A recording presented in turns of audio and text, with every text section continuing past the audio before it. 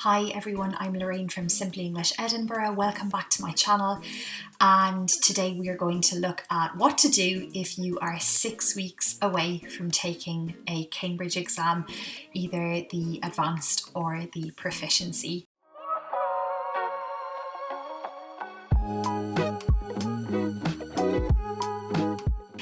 Now, by the time this video goes out, many of my students will be about 6-7 weeks away from their exams. It's currently mid-April at the time of recording, and I've got, I think 7 students about to take first certificate, 8 going for C1 and 3 going for proficiency in May, June and July over that period. So yeah, it is definitely exam season. So this video is going to be about giving you a little bit of advice on what to do if your exam is closing in on you. Now, a couple of things to start off with. First of all, this is not a video for like how to cram for an exam in 6 weeks if I haven't done anything at all. No, this is not for you. This is like I have been preparing steadily for my exam over the last X number of months or weeks or whatever. And now my exam is 6 weeks away and I'm wondering like what strategies should I use? What should I be doing? If that is the case, then yes, this is the video for you. So yeah, let's get started. Okay, so of course I'm a language teacher, but I'm also a businesswoman at heart. And I think now is the time for a SWOT analysis of your English, testing out your strengths, your weaknesses, your opportunities and your threats. 6 weeks away from the exam, while you should have a general understanding of everything related to the exam, you should know what are your strengths. Are you really good at writing a report? Have you worked a lot with a partner for speaking part 2? You feel super confident in that area for the proficiency, or it would be for part 3 if you're taking the C1 where you're working on that little diagram. What are your strengths? Know them. What are your weaknesses? Be honest with yourself. Do you need to go over some basic grammar rules? There's absolutely no shame in that. I took German at school and I did a degree in applied languages, including German. And right up until my final exams, when I took the equivalent of the C1, I was revising articles. Like literally, there are so many ways to say "the" in German. It's crazy. It's a minefield. But as well as that, it's like, know that you're getting the basics right. There is nothing wrong with going back to a pre-int or an int grammar book and revising your tenses, going over your modals, your conditionals and things like that to make sure that you've got good, solid foundations for taking the exam. If that is a weakness, don't be afraid to admit it. Go for it. What are your opportunities right now? Well, you still have 6 weeks. A lot can be achieved in 6 weeks. You have time to download the marking scheme, first of all, which I think is super important. Know the structure of the exam. Know where your exam is taking place. Are you going to take it paper-based? Are you going to take it computer-based? These are simple things that you should be figuring out right about now. And also, what are your threats? Maybe you've never done any timed practice. Maybe you've never practiced with a partner for the speaking. Again, these are things that you should be sorting out right now, and I'm going to talk about later on in the video. Let's talk a little bit about timed practice, because I think timing your work from now until the exam is going to be vital. Let's start off with the So while it might be a little bit too early for you to abandon your notes, and a lot of people have asked me about that, is it okay if I'm still using my notes? My exam is in a couple of weeks. Yes, okay. If you're reinforcing your knowledge and your grammar, etc. at this point with notes, that is absolutely fine, but you should at least be timing yourself, okay? So taking no longer, let's say, than 40 minutes per piece of writing, and being honest with that timing as well. Has that amount of time given you enough wiggle room for going back over your work, doing a little bit of self-correction, etc.? Have you had time to plan your answer carefully enough? If not, then that means that you are not after getting enough written practice in general, and it is something you need to work on. Now that said, as we get closer and closer, you should be weaning yourself off your notes. Now what I mean by that is like week by week, stepping away from your notes and actually trying to write as independently as you can. If you are taking the exam paper based, this is the point as well at which you should be writing on paper, not typing your answer into a Word document, because you might be a little bit faster typing, and then writing you might be a little bit slower. You know, we're a little bit out of practice these days with actually writing things by hand. So that is something to take into account as well.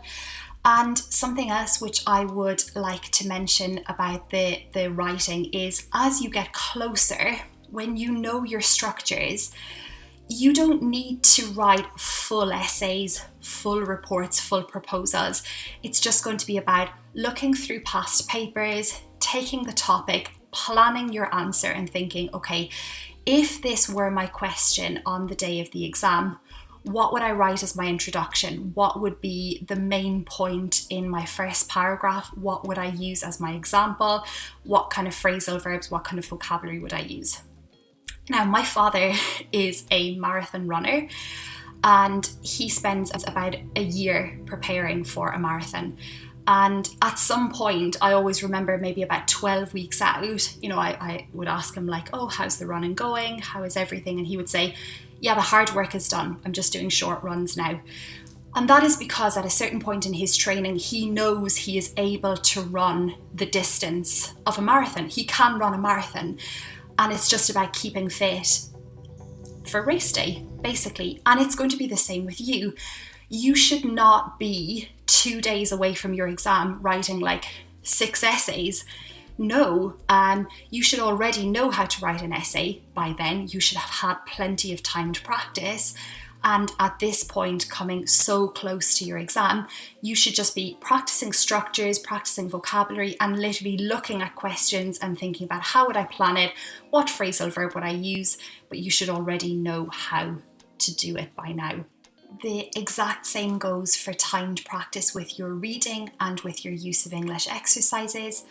Make sure that you are able to do the whole reading and use of English part within the given time frame, and think about, you know, the timings that suit you best. You have flexibility. Just because the exam is given to you in a certain order, i.e. use of English comes first and then reading, it does not necessarily mean you need to do the exam in that order. I had a proficiency student, and actually she was my student for C1 level as well. She used to always start with use of English part 4 because she felt a little bit nervous there. So she would go in, get that part done, out of the way, then go and do parts 1, 2 and 3 of use of English, jump then to part 6, which would be of the proficiency exam. It's actually also in the advanced exam, but as part 7, the gap fill exercise. You know, where you're matching paragraphs, that one, and then go and do the rest of the reading exam. So get comfortable with an order, practice different things, what works for you.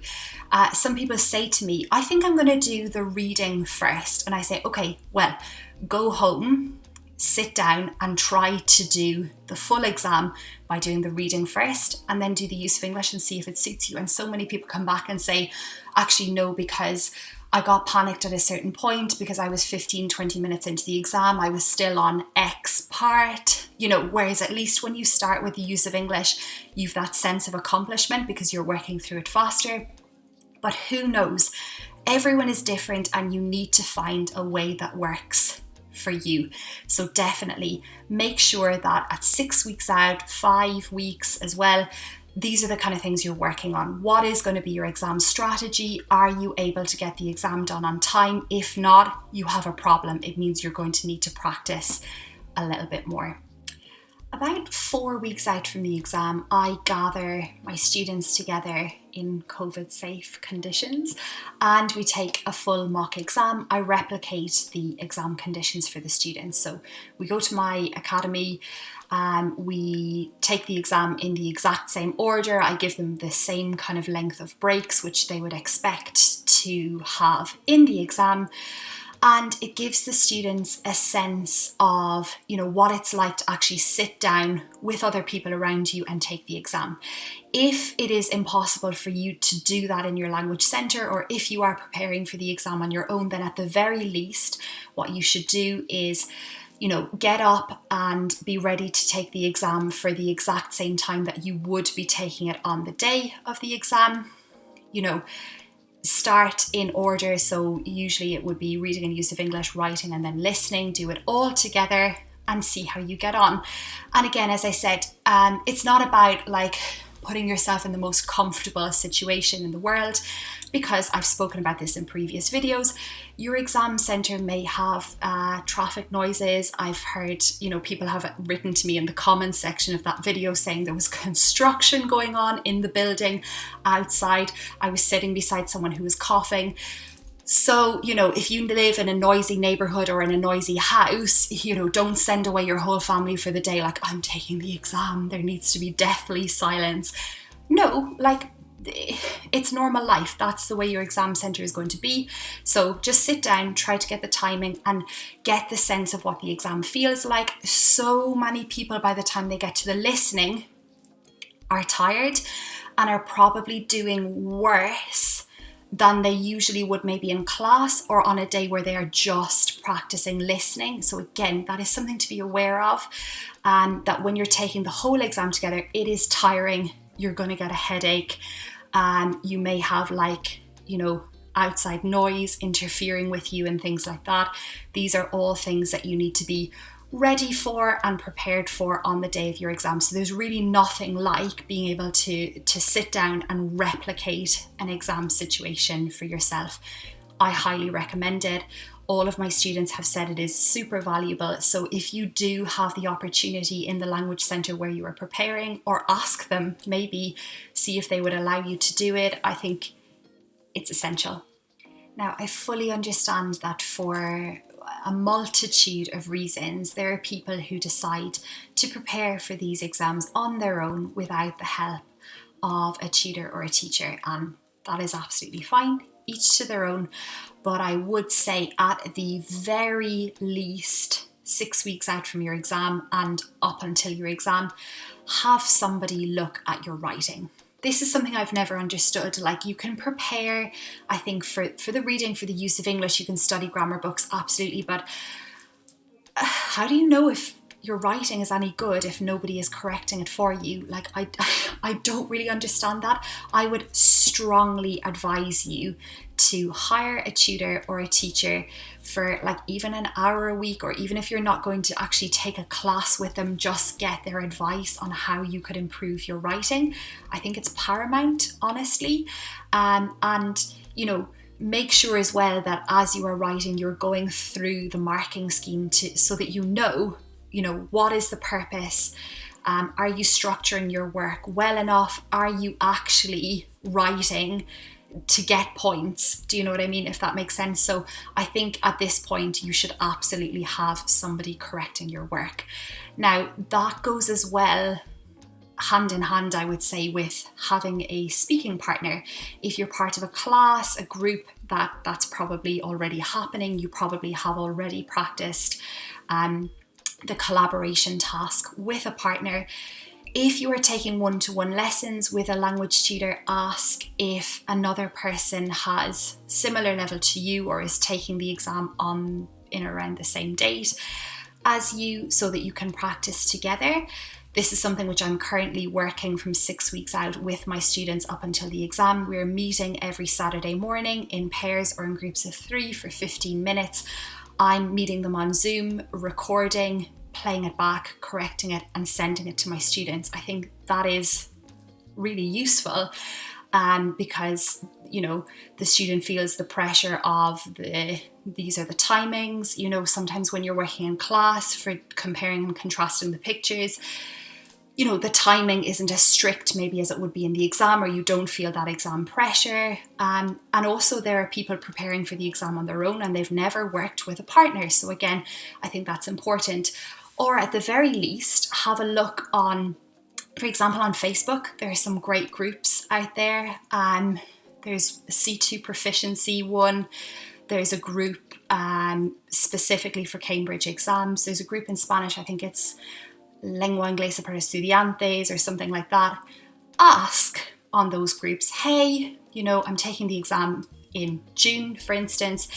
Is anybody else taking the exam? Do you want to meet on Zoom, etc.? That is one good thing about the pandemic, you can meet on Zoom. So yeah, I think it's definitely very useful to have that practice with a partner. Finally, I'd just like to finish up by telling you quite a funny story. I had my first ever lesson with someone yesterday, a lady who's going to take the proficiency exam in July. That's like 3 and a bit months, let's say, from now. And the first thing she said to me is, I don't want to learn anything new. I just want to consolidate my knowledge and know how to take the exam. And I thought, oh my God, yes, exactly at kind of this stage, that is exactly what you want to be doing. You want to be revising the things you already know, knowing more about the structure and getting exam practice. I think those are the most important things. Now, what I would usually do, and again, start working on it from 6 weeks out, is making a study sheet. Let's say, I say sheet loosely because it's going to be about, let's say, 4 A4 pieces of paper. And this is going to be like your little Bible, your little go-to guide for the exam. Okay.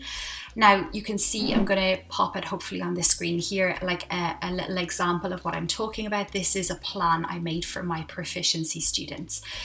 We've identified 10 common themes that we have seen reappearing in the exam. Okay, we've highlighted those themes into different colours. And then what we have done is we have made a list of phrasal verbs, fixed expressions or grammar related to that topic, and then also just added a wee note at the end with, these are topics which we have seen come up in the exam connected to this topic.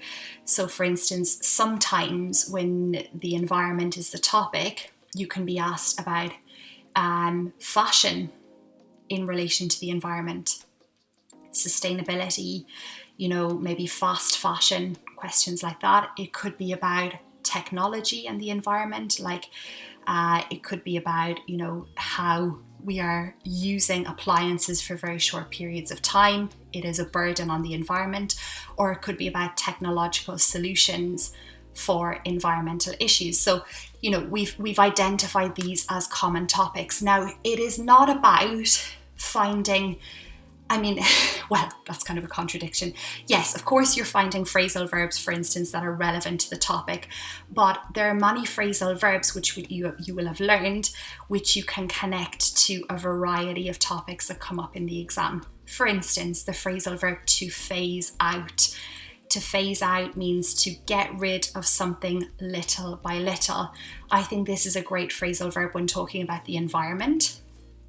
Okay, because I think that right now we are in a position where we are phasing out diesel cars. It's not as common to buy a diesel car as it once was. Therefore, there are going to be fewer and fewer of them, and potentially diesel cars will be banned by X date in the future. Some countries are saying 2030, etc. But yeah, we are phasing them out. You can also use this phrasal verb when talking about fashion, okay, and sustainability, particularly the use, let's say, of fur. Many designers are phasing out fur. You can talk about it with relation to diet, healthy eating, lifestyle. People are phasing meat out of their diet, they're becoming vegan, etc. So, highlight these high frequency phrasal verbs, which you can use to talk about a variety of situations. And these are the ones you're going to focus on. So you don't necessarily have to use, if I've identified 10 topics, you want 4 phrasal verbs per topic. So you don't have to learn 40, but suddenly you're learning 18, 20 phrasal verbs, but you can use them in a variety of situations. Okay, let's sum that up kind of briefly because that's been a lot. Let's start with from 6 weeks to exam date. You want to go from using your notes, relying on them, looking at them, getting vocabulary, to being independent of those notes. You have internalized the vocabulary, the structures that you want to use. have timed practice done. You know that you can get the exam done in the specified amount of time. You know what areas maybe you need a little bit more time to work on, and you know what order you're going to take the exam in. You have taken at least one full mock exam under exam-like conditions. You have practiced with a partner, you have received feedback on your writing, you have identified the common topics coming up in the exam, you know some unique target vocabulary such as phrasal verbs and fixed expressions to both talk and write about that topic. You are not writing 100 essays on the week of your exam. You're kind of looking over your wee study guide. You are practicing maybe writing inversions. You are practicing with your conditionals. You're looking over the basics, but the hard work has been completed. It is done. You are ready. And yeah, you know where your exam centre is, you know how to get there on time. Okay, I could go into lots of detail about that as well, but no, this is solely about studying, and I think basically that is everything you need. So for those of you who have exams, I really hope this has been helpful, and if you would like to see more videos like this on how to prepare perhaps study material, just leave a comment below and I'll be happy to help. As always guys, thank you for your support on this video. Please like, subscribe, share with your friends and all that good stuff, and I'll see you in the next video. Cheers, bye!